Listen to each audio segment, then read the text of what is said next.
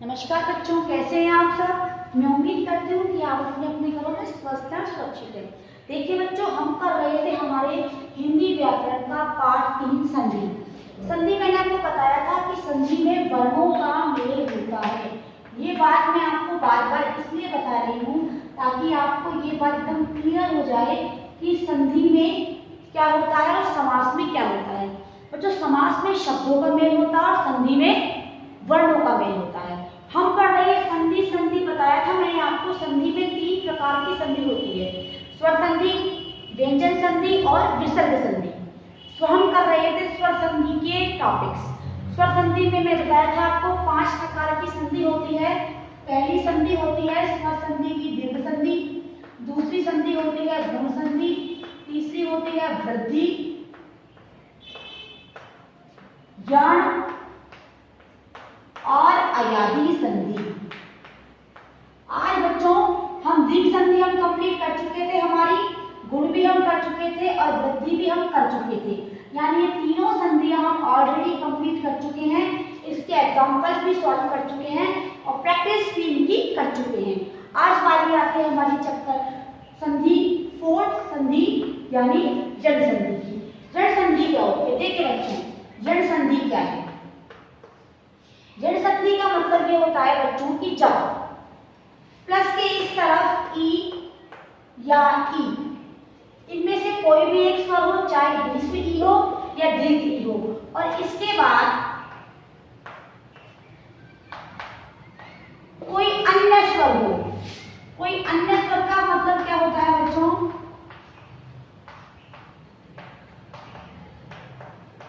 कोई अन्य स्वर का अर्थ होता है कि ई के बाद ई नहीं आना चाहिए। जैसे अब तक हम जो संधियां कर रहे थे उनमें हमने ई के बाद ई भी लिया था, आ के बाद ई भी लिया था, लेकिन अब हम जो कर रहे हैं हमने उसमें क्या लिखा है कि ई और ई के बाद कोई अन्य स्वर हो तो क्या होता है बच्चों? तो इस ई के स्थान पर उसके साथ जुड़कर क्या बन जाता है? वो य। तो ई का य बन जाता है। से यही प्रोसीजर हम निकालेंगे ऊ में। यदि ऊ या ऊ में से कोई एक स्वर हो और उसके बाद यदि कोई अन्य स्वर हो, इसके बाद यदि कोई अन्य स्वर हो तो ये जो ऊ है या ये ऊ है, इनके स्थान पर व हो जाता है। बात समझ में आ रही है मेरी? देखिए, यदि एक तरफ ई या ई होगा और उसके बाद कोई अन्य स्वर होगा तो ई के स्थान पर क्या होगा बच्चों? य। और ऊ या ऊ के बाद कोई अन्य स्वर होगा तो ऊ के स्थान पर क्या होगा बच्चों? व। मैं आपको टेबल दिखा रही हूँ, आप इस टेबल को ध्यान से देखो। उसके बाद हम करेंगे इसके एक्सरसाइज, इसके कुछ एग्जाम्पल सॉल्व करेंगे ताकि आपको ये चीज एकदम से क्लियर हो जाए। देखिए, यहाँ पर मैंने ई लिखा और ये ई लिखा। यहाँ पर होगा क्या? कोई भी स्वर, चाहे आप ए लिख लो, आ लिख लो, ई नहीं आएगा। यदि ई के बाद ई आएगा, संधि कौन सी हो जाएगी हमारी? दीर्घ। यदि यहाँ पर ई है और इसके बाद में यहाँ पर ई आ जाए, संधि कौन सी होगी बच्चों? दीर्घ। तो ई के बाद यहाँ पर ई नहीं आना चाहिए, ऊ आ जाए, बड़ा ऊ आ जाए, ए आ जाए। यहाँ पर ये रहेंगे ह्रस्व या दीर्घ ई, और यहाँ पर क्या होगा बच्चों? ई के अलावा कोई अन्य स्वर होगा। तो देखिए, ई के बाद कोई अन्य स्वर कौन सा है? ए। तो यहाँ पर लिखेंगे हम य। ई के बाद होगा आ, तो यहाँ पर लिखेंगे हम या। ई के बाद होगा ऊ, तो यहाँ पर लिखेंगे हम छोटा ऊ। बड़ा ऊ होगा तो बड़ा यू, और ए होगा तो ये लिखेंगे। आपको मेरी बात समझ में आ रही है? प्लस के इस तरफ क्या होगा, ह्रीस या दीर्घ में से कोई एक ई, और प्लस के उस तरफ ई के अलावा कोई भी स्वर हो, ए हो, ऊ हो, ए हो, आई हो, ओ हो, औ हो, कोई भी स्वर, लेकिन ई नहीं होना चाहिए।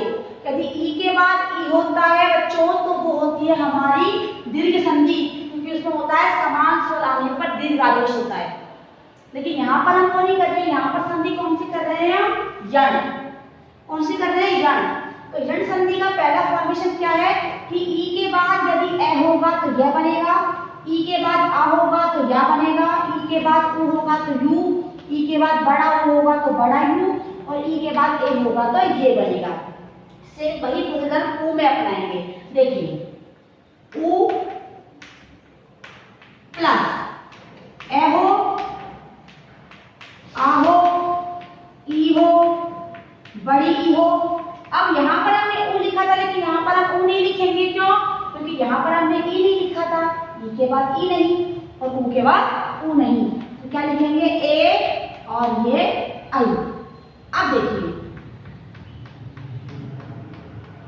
ऊ और ऊ के बाद ए होगा तो बच्चों क्या लिखेंगे, इसके स्थान पर हम व। ऊ के बाद आ होगा तो क्या लिखेंगे, वा। ऊ के बाद ई होगा तो लिखेंगे वी। ऊ के बाद बड़ी ई होगा तो लिखेंगे बड़ी वी। ऊ के बाद ए होगा तो वे, और आई होगा तो वही। यह है आपका यण संधि का फॉर्मेशन, यानी यण संधि का जो रूल है वो रूल है ये। आपको ये टेबल दिख रही है, आपको इस टेबल को फॉलो करना है। ई के बाद ई होगा तो क्या होगा, बड़ी ई होगा। किस संधि में होता है, दीर्घ संधि में। हम पढ़ रहे हैं कौन सी, यण संधि। अब देखिए एग्जाम्पल, देखिए मैंने लिखा यहाँ पर प्रति और यहाँ पर लिख दिया ए। अब देखिए प्रति में से ती और ये ए, ई प्लस ए बराबर यहाँ पर क्या बन रहा है बच्चों, ये। तो ये लिख दिया। अब ये प्रति का क्या हलंत है, क्योंकि हमने ए निकाल लिया इसमें से, तो ये क्या होगा, ये सेंटर में आएगा और ये के यहाँ पर, तो ये क्या बन गया, प्रत्येक। समझ में आया मैंने कैसे बनाया? अब सेम प्रोसीजर हम वहां पर अप्लाई करेंगे। कैसे करेंगे, देखिए जैसे मैंने लिखा यहाँ पर वधु प्लस आगम, दिख रहा है आपको, वधु प्लस आगम। देखिए वधु के धू में से क्या निकला बच्चों, बड़ा ऊ, और आगम में कौन सा स्वर है, आगा। तो देखिए छोटा ऊ या बड़ा ऊ बताया था आपको, रीस हो या दीर्घ कोई फर्क नहीं पड़ता। यहाँ पर ये जो ऊ है उसके बाद यहाँ पर कौन सा स्वर है, आका। ऊ प्लस आ बराबर वा। क्या बना, वा। टेबल दिख रही है आपको, अकॉर्डिंग टू टेबल आपने एक्सरसाइज को सॉल्व करेंगे। देखिए ये वध का ऊ निकल गया, तो ये वध क्या रह गया, वध का ध्या हलंत रह गया, प्लस वा प्लस गम, तो ये क्या बन गया, वध्वागम। ये दिख रहा है आपको बच्चों? यानी आपको सिर्फ इतना याद रखना है कि ई स्वर के बाद ई नहीं होना चाहिए और ऊ स्वर के बाद ऊ नहीं होना चाहिए। यदि ई के बाद ई नहीं होगा तो उसके स्थान पर हम क्या लिखेंगे, यह, और ऊ के बाद ऊ नहीं होगा उसके स्थान पर क्या लिखेंगे हम, वह। क्लियर? अब इसके और एग्जांपल्स करते हैं, इसके और एक्सरसाइज करते हैं। चलिए करते हैं इसकी एक्सरसाइज। तो देखिए बच्चों, हम कर रहे हैं यण संधि के कुछ एग्जांपल्स। देखिए यहाँ पर लिखा हुआ है यदि प्लस अपि। यदि के दी में ई का स्वर है और अपि में ए का स्वर है। ई प्लस ए बराबर क्या बनाया था हमने, य। तो देखिए ये यद हलंत रह गया, ये य और ये पी। तो बताया कैसे बनाया, यदि के जो ई था उससे हमने क्या बना लिया, या। तो यद का जो द है वो हलंत है, उसके सेंटर में या है, क्योंकि इन दोनों के मेल से बना है ये या, और ये अपी का पी। तो देखिए आप इसे ऐसे भी लिख सकते हैं, या फिर आप इसे जैसे हम विद्या वाला द लिखते हैं वो भी द और यह होता है, आप इसे ऐसे भी लिख सकते हैं। क्लियर बात? अब देखिए V प्लस आ, V में ई का स्वर है, सॉरी, और इसमें आ का स्वर है, ई प्लस आ बराबर या।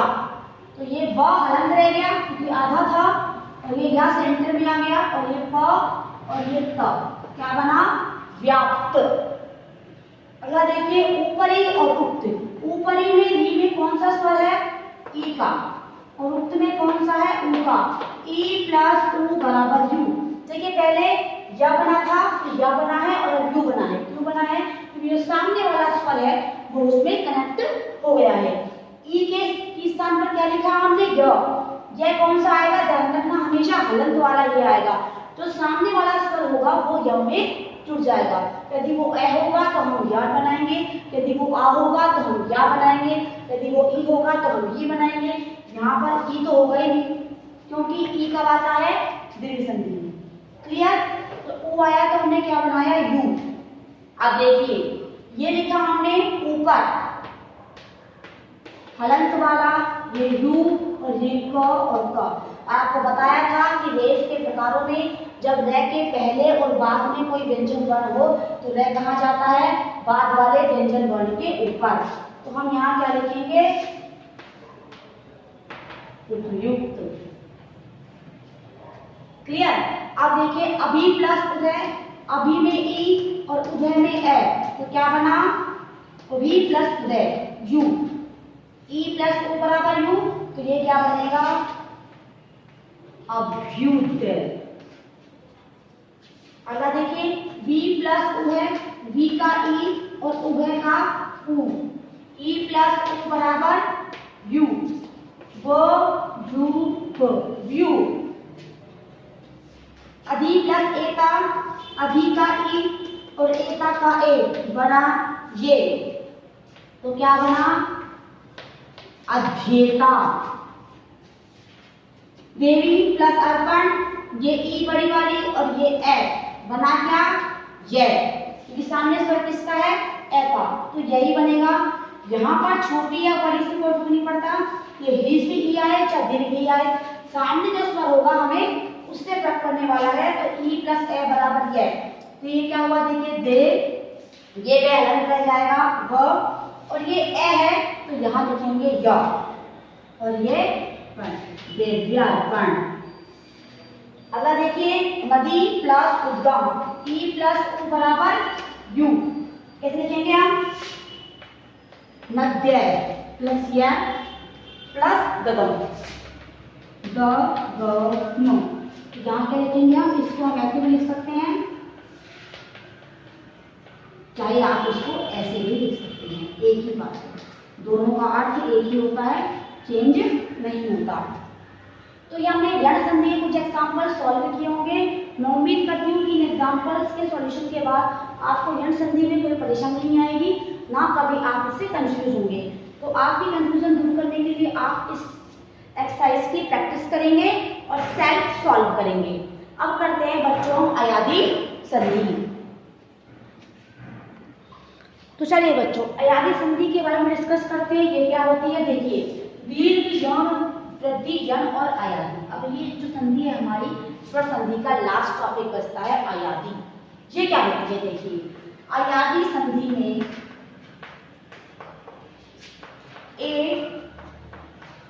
आई ओ औ, ये चार स्वर होते हैं। इन चारों स्वरों के बाद कोई भी स्वर आ जाए, कोई भी स्वर, कोई भी स्वर अर्थात ए आ ई, ये कुछ भी आ जाए तो भी, यानी ए के बाद ए आ जाए तो भी कोई इशू नहीं है, आई के बाद आई आ जाए तो भी कोई इशू नहीं है। इनके स्थान पर क्या होता है बच्चों, ए के स्थान पर हम लिखते हैं आई है, आई के स्थान पर लिखते हैं आय, ओ के स्थान पर लिखते हैं औ, और औ के स्थान पर लिखते हैं आ। ये संधि का मेन टॉपिक है। देखिए हम इसकी टेबल बना के दिखाती हूँ आपको एक बार, आप इस टेबल को ध्यान से देखिए। यहाँ लिखा है मैंने ए, और इसके बाद कोई भी स्वर आ जाए, कोई भी स्वर, यहाँ आई और इसके बाद भी कोई भी स्वर हो, ये ओ, इसके बाद भी कोई भी स्वर हो, और ये औ, इसके बाद भी कोई भी स्वर हो तो ए की जगह हम लिखेंगे अय, आई की जगह हम लिखेंगे आय, ओ की जगह हम लिखेंगे आओ और औ की जगह लिखेंगे बच्चों आ, यानी अय आय औ और आ। ये ए छोटा होता है इसलिए इसके स्थान पर आय आया है, गुण होता है ये वृद्धि है इसलिए इसके स्थान पर दीर्घ स्वर आय आया है। ये ओ गुण होता है इसलिए इसके स्थान पर दीर्घ ए आया है औ, और ये औ होता है वृद्धि इसलिए इसके स्थान पर दीर्घ स्वर आया है आओ। यानी ये दोनों कौन से स्वर हैं बच्चों? वृद्धि के, तो इनके स्थान पर क्या आया है? आओ और आय। और ये दोनों स्वर कौन से हैं बच्चों? गुण के, यानी ये और ये दोनों स्वर किसके हैं बच्चों? गुण के। और ये दोनों स्वर किसके हैं बच्चों? वृद्धि के। तो गुण के स्वरों के साथ तो ए आता है और वृद्धि के स्वरों के साथ आ और आ आता है, यानी आ आता है। ये बात समझ में आई? चलिए देखिए, ने प्लस अक, नई प्लस अक। अब देखिए नई में आई का स्वर है और ये आ है, आई प्लस ए, ये आई दिख रहा है आपको? मैंने बोला इसके सामने कोई भी स्वर आ जाए, आई के बाद ये जो आई है उसको क्या लिखेंगे हम? आय। अब ये देखिए आय हलंत है, ये ए जुड़ जाएगा, ये ए जुड़ा तो ये क्या बन गया? कंप्लीट आय। ये न हलंत है तो इस न को हलंत लिखेंगे और ये आय को सेंटर में लिखेंगे और ये का लिख देंगे।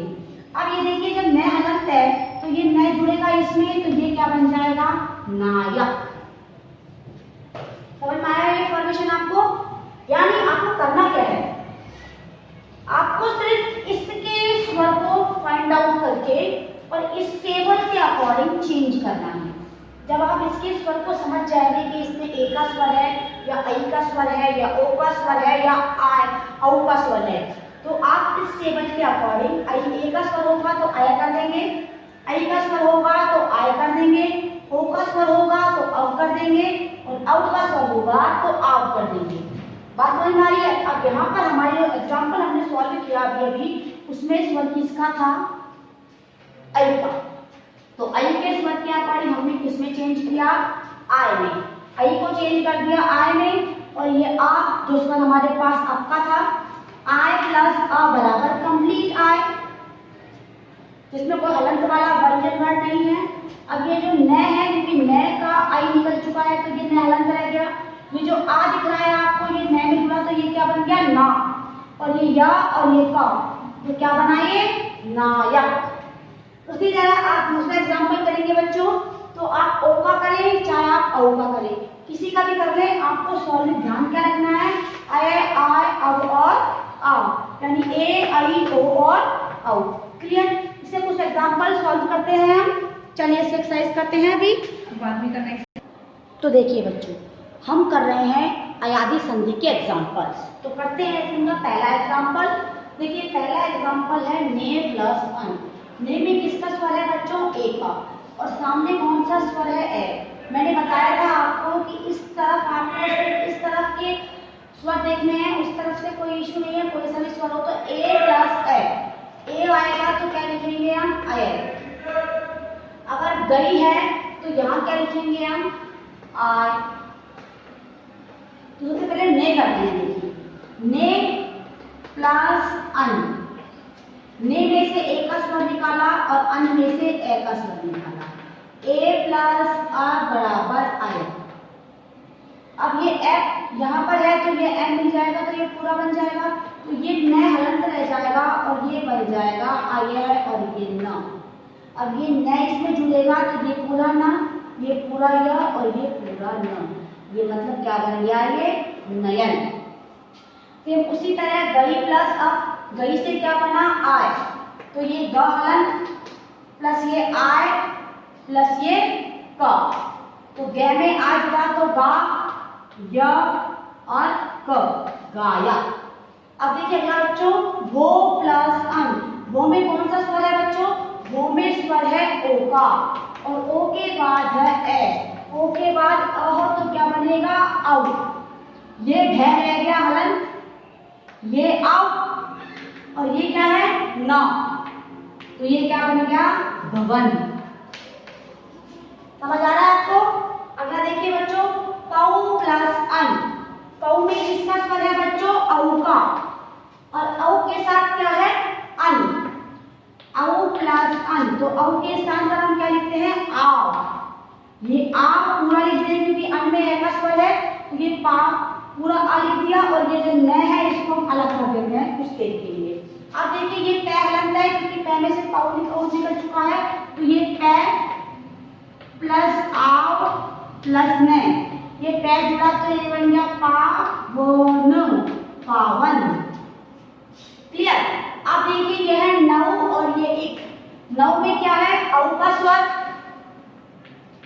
और ये क्या है ई, औ प्लस ई बराबर देखिए आव, और ये ई जुड़ा तो ये आवी, ये न हलन, ये आवी और ये का, ये बन गया नावी, और ये का क्या बना बच्चों नाविक। अब देखिए भौ प्लस उक, औ प्लस उ, तो देखिए यहां लिखते हैं हम भौ